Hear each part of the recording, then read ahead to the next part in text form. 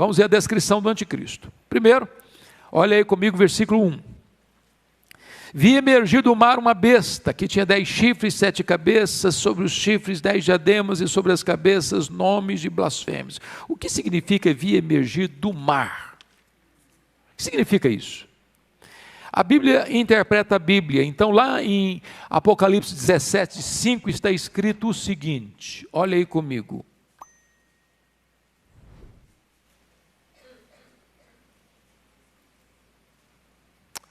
Apocalipse,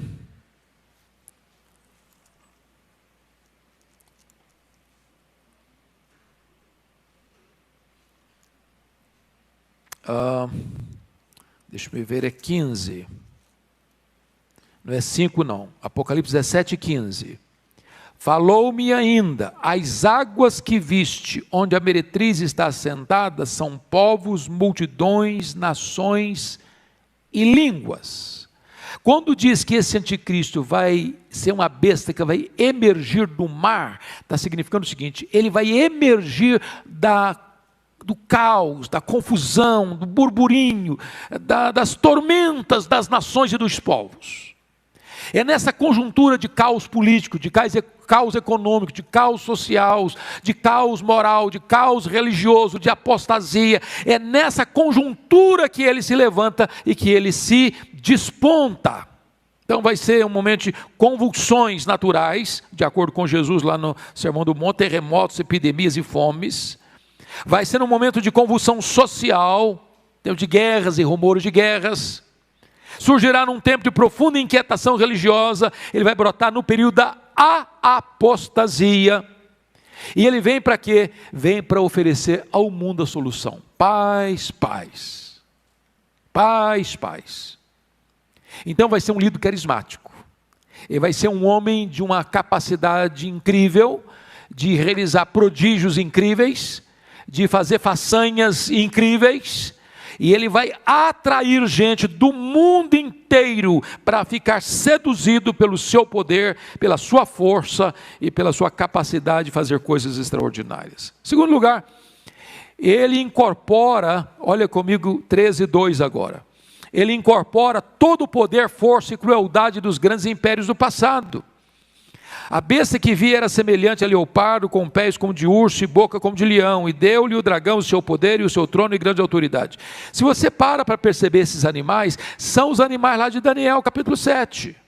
Esses animais representam esses grandes impérios que dominaram o mundo, Babilônia, Medo-Persa, Greco-Macedônia e Roma.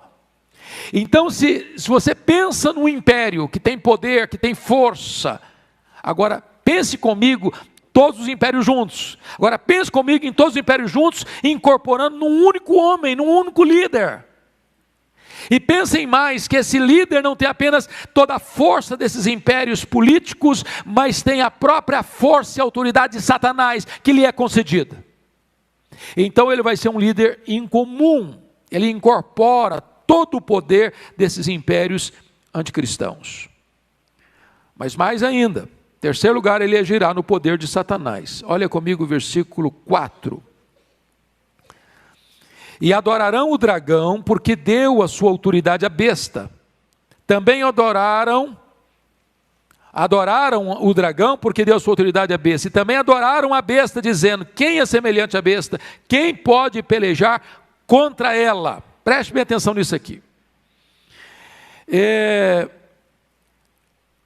Porque esse líder é uma espécie de encarnação de Satanás, o dragão, e porque Satanás vai dar para ele seu poder e sua autoridade, as pessoas no mundo inteiro vão adorar o dragão.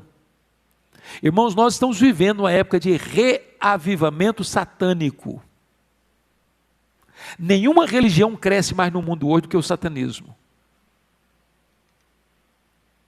Hoje as pessoas não têm mais constrangimento dizendo, eu adoro a Satanás.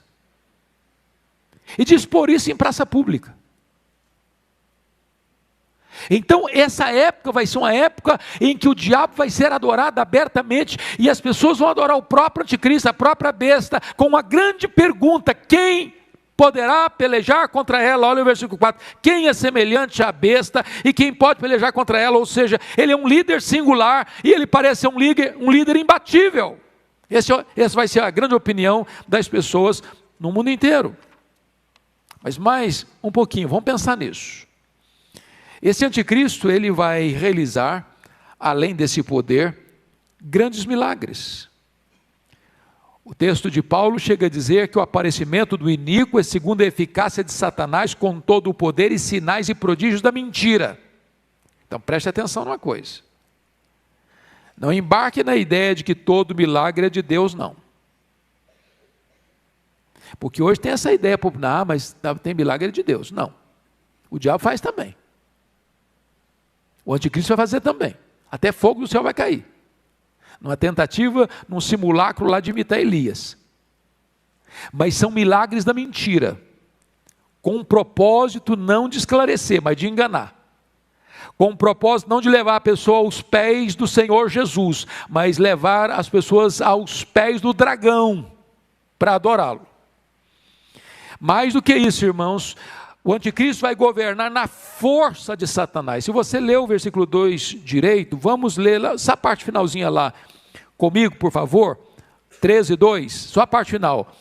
E deu-lhe o dragão o seu poder, o seu trono e grande autoridade. Preste atenção nessas três palavras. Deu o dragão, que é o diabo, o seu poder, o seu trono e grande autoridade. Então o anticristo era um líder incomum. Nunca houve, nunca haverá um líder humano, político, com esse poder, com esse carisma, com essa capacidade, com essa destreza, com essa possibilidade de realizar coisas naturais e sobrenaturais. Qual a conclusão que as pessoas vão chegar? O anticristo será irresistível. Versículo 4. É o que está escrito aí. Quem é semelhante à besta? Quem pode pelejar contra ela? Resultado disso, irmãos, é que a besta, o anticristo, será objeto de adoração. Objeto de adoração. E você percebe que ao longo da história, sobretudo do século XX para cá, quantos ditadores que foram adorados como uma divindade. Você pega, por exemplo, não sei se você já assistiu algum vídeo da Coreia do Norte, como é feita uma doutrinação nas escolas infantis, todo dia, para que as crianças venerem o imperador, venerem o seu líder, como uma divindade. Como foi feito isso no Império Romano no passado. Como é feito ainda hoje em alguns lugares. Tudo isso é uma espécie de preparação para esse grande clímax, quando Satanás e o seu agente principal será adorado. Agora, quando você olha, você vai notar que é feita uma imagem do anticristo, o falso profeta faz isso, e leva as pessoas a adorarem a imagem do anticristo. Agora pense comigo hoje como é que é a história do culto às imagens, o culto aos ídolos. Quando a Bíblia diz que o ídolo é nada, mas o que está por trás do ídolo são os demônios. Então toda essa questão da idolatria já é uma espécie de preparação para o mundo adorar o anticristo e a imagem dele com muita naturalidade. Com muita naturalidade. Está escrito em 2 Tessalonicenses 2,4 que o anticristo fará forte oposição a toda adoração que não seja ele mesmo, a ponto de se assentar no templo de Deus e resistir a qualquer culto que não seja ele, perseguindo o povo de Deus. Agora notem comigo 13, versículo 8, que amplitude terá essa adoração do anticristo? Você pode ler o versículo 8 comigo, vamos lá? E adorá-lo-ão todos os que habitam sobre a terra, aqueles cujos nomes não foram escritos no livro da vida do Cordeiro, que foi morto desde a fundação do mundo. Eu chamo a sua atenção para um ponto fundamental aqui, para aquietar o seu coração, para você não ficar com uma vírgula de medo. Quem vai adorar o anticristo? Quem? Todos, exceto quem? Exceto aqueles cujos nomes estão escritos no livro da vida do Cordeiro. Então preste atenção nisso aqui. Se você creu no Senhor Jesus Cristo, seu nome está onde? No livro da vida. Sabe quantos que tem o nome no livro da vida, que vão adorar o anticristo? Nenhum. Nenhum. Sabe quantos o Senhor Jesus salvou e vai perder para o anticristo? Nenhum. Sabe quantas ovelhas de Cristo vão ser arrebatadas das mãos dele? Nenhuma. Isso não significa que o anticristo, quando for levantado, não vai matar muitos santos. Porque veja o verso 7 comigo aí. Pode ler o 7 comigo? Vamos lá? Foi-lhe dado também que pelejasse contra os santos e os vencesse. Deu-se-lhe ainda autoridade sobre cada tribo, povo, língua e nação. Então, o governo do anticristo vai ser universal. E nesse governo universal, ele vai atacar a igreja, ele vai perseguir a igreja. Então, nota de rodapé aqui. Eu não quero entrar no aspecto polêmico das correntes escatológicas, mas há uma corrente escatológica muito comum no Brasil, e eu um dia, lá no passado, já pensei dessa forma também. Hoje, graças a Deus, acho que a posição que entendo ser a mais consistente não é essa, é de que a igreja não vai passar por esse momento. A igreja vai ser arrebatada secretamente, e quando o anticristo chegar, nós não estamos mais aqui para ver, para contar a história, então eu não vou enfrentar esse negócio não. Mas não tem base bíblica isso não. Tem base bíblica não. A igreja vai estar aqui sim. A igreja vai passar pela grande tribulação sim. A igreja sempre foi uma igreja de mártires sim. Os santos aqui são os santos, é a igreja, não temos outro povo, é a igreja. É a igreja. A igreja não será tirada da tribulação, no sentido de não enfrentá-la. A igreja vai ser arrancada do meio da tribulação, porque é no meio dessa grande tribulação que Jesus Cristo vem com grande poder e glória e mata o anticristo com o sopro da sua boca, e os que estiverem mortos ressuscitarão primeiro, e os que estiverem vivos serão transformados e arrebatados para encontrar o Senhor Jesus nos ares, e assim nós estaremos para sempre com o Senhor, e o anticristo, e o falso profeta, e o dragão lançado no lago do fogo, para ser atormentados por toda a eternidade. Então, meus amados irmãos, vamos olhar agora como este anticristo vai perseguir e se opor abertamente a Deus e à igreja de Cristo. Eu vou ler alguns versículos para vocês perceber isso. Está lá em Daniel 7:25 e outros textos da Bíblia. Está escrito assim: proferirá palavras contra o Altíssimo, contra o Deus dos deuses falará coisas incríveis. Paulo diz que ele se opõe e se levanta contra tudo que se chama Deus, ostentando-se como se fosse o próprio Deus. João declara: e ele abriu a sua boca em blasfêmia contra Deus para lhe difamar o nome. Ainda este anticristo que nega o Pai e nega o Filho, ele está perseguindo a Deus e perseguindo a igreja de Deus, falando mal de Deus, falando mal da igreja. Se você percebeu comigo, olha aí versículo 6, 13:6, você pode ler? Pode abrir comigo? E abriu a boca em blasfêmias contra Deus, para lhe difamar o nome e difamar o tabernáculo, a saber, os que habitam no céu. Vamos entender isso aqui. Ele não pode lutar contra Deus, ele não pode lutar contra os crentes que já morreram e foram para o céu. O que é que ele fala? Ele blasfema, fala mal. Ele insulta. Os que estão na terra, ele vai lutar contra eles e prevalecer. O que significa prevalecer? É a ideia de que um dia, possivelmente, se nós estivermos vivos nessa geração, vamos ter que enfrentar isso. Ou você nega Jesus, ou eu te mato. Algumas pessoas dizem: ah, pastor, mas eu acho que eu não tenho coragem, não. Assim, na hora eu fraquejar. E se na hora eu não tiver peito e coragem? Deixa eu dizer uma coisa para vocês. Os mártires que foram para as fogueiras, que foram para as arenas, que enfrentaram feras, que foram crucificados, eles eram gente igual a você e a mim. Eles não eram super crentes, eles eram crentes. Se Deus permitir que a nossa geração enfrente uma situação dessa, Ele mesmo nos capacitará para enfrentar, irmãos. É óbvio. Essa força não vem de dentro, essa força vem de cima. Essa força não vem da terra, vem do céu, não vem do homem, vem de Deus.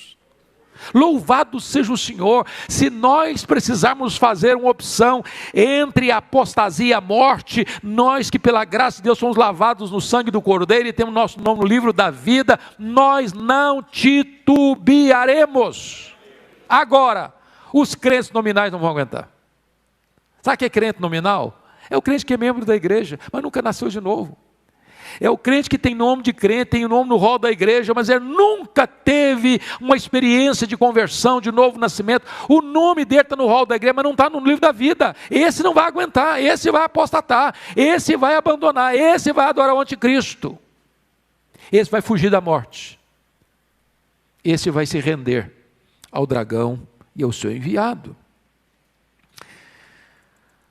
Agora notem vocês, e eu quero concluir aqui a manifestação do anticristo. Hoje ele está presente nos seus precursores. Há muitos anticristos. Se você me pergunta se o anticristo está aqui, eu não posso afirmar. E penso que aquele que afirmar corre um grande risco. Porque se ele é um homem, e se ele já está presente, eu estou marcando a segunda vinda de Cristo. E marcar a segunda vinda de Cristo é uma tolice. Toda pessoa que marcou, fracassou. Fracassou. O que nós podemos afirmar, e Paulo já afirmava no primeiro século, é que o espírito da iniquidade já opera. Que os anticristos estão por aí. E todos eles são precursores deste o anticristo. E este o anticristo virá quando? No período de apostasia, da grande tribulação e do pouco tempo de Satanás. Quando ele se levantar, então de fato será esse tempo de anarquia, de apostasia, sem lei, quando ele vai se apresentar como alguém para reunir tudo e todos à sua volta. Muito bem, qual é o seu número? Está escrito aí, capítulo 13, versículo 18. Eu quero ir para o finalzinho agora. Ora, o seu número é 666. O que significa isso? É claro que ao longo da história muita gente pensou muita coisa sobre esse número. Lá no primeiro século, todo mundo tinha certeza que era o Nero. Depois que o Nero morreu, eles pensaram que o anticristo seria o Nero redivivo. É por isso que quando Domiciano assumiu o governo em 81, ele foi chamado de segundo Nero.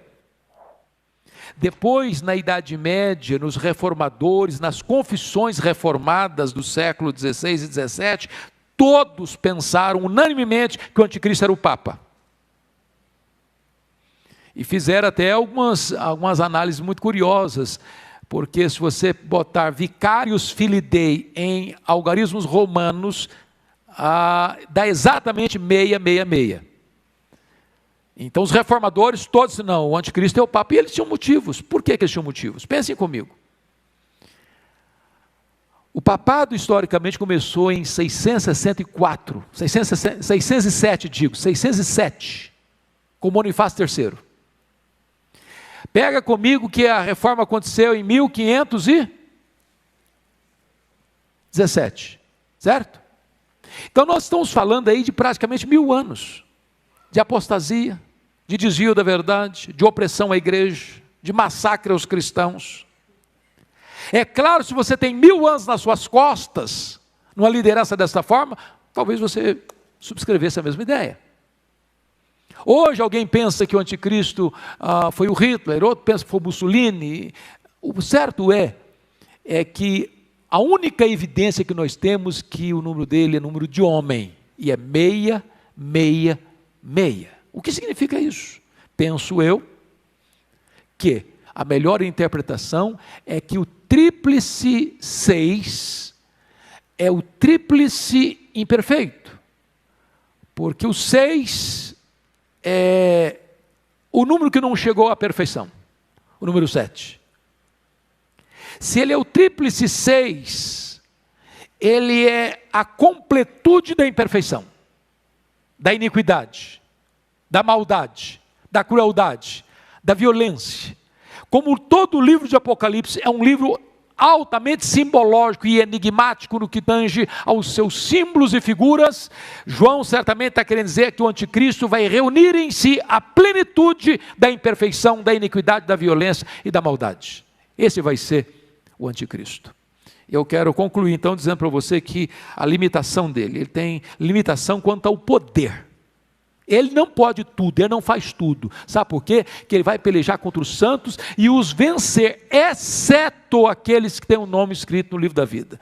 Então, contra os crentes verdadeiros, ele não vai poder fazer nada, a não ser matá-los.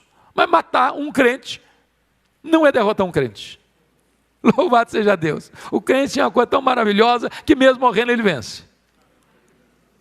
Mesmo morrendo ele vence. Então os que já estão no céu não podem fazer nada, ele só blasfema, só fala mal.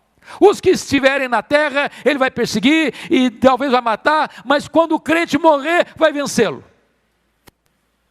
Então ele é limitado quanto ao poder. Mas ainda, finalmente, sua destruição será o quê? Total. A sua destruição será total. Eu só chamo a sua atenção para nós lermos 4 textos para encerrar. O primeiro texto é 2 Tessalonicenses 2,8. Quando o Senhor Jesus Cristo, com o sopro da sua boca, destruirá o anticristo, ou o homem da iniquidade, pela manifestação da sua vinda.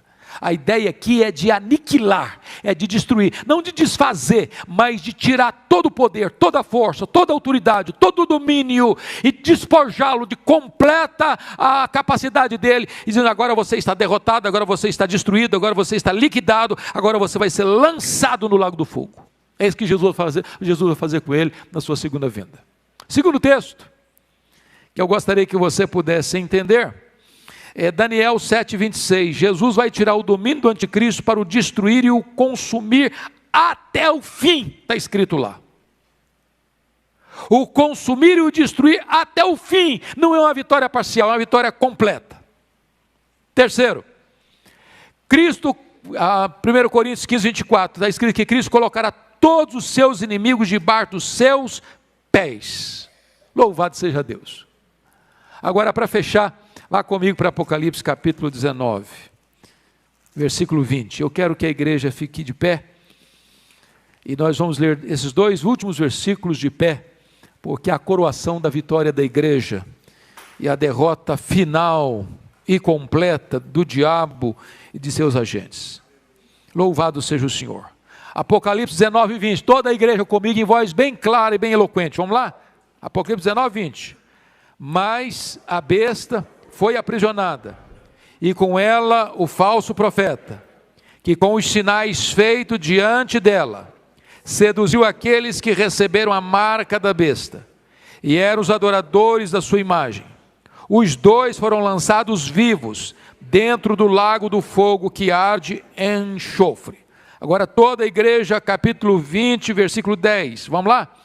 O diabo, o sedutor deles, foi lançado para dentro do lago de fogo e enxofre, onde já se encontram não só a besta, como também o falso profeta, e serão atormentados de dia e de noite, pelos séculos dos séculos. Louvado seja o Senhor.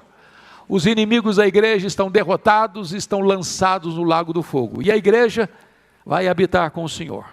Não vai ter choro, não vai ter dor, não vai ter luto, não vai ter lágrimas, não vai ter pecado, não vai ter tristeza, e nós estaremos para sempre com o Senhor. Que coisa boa é pertencer ao Senhor Jesus Cristo.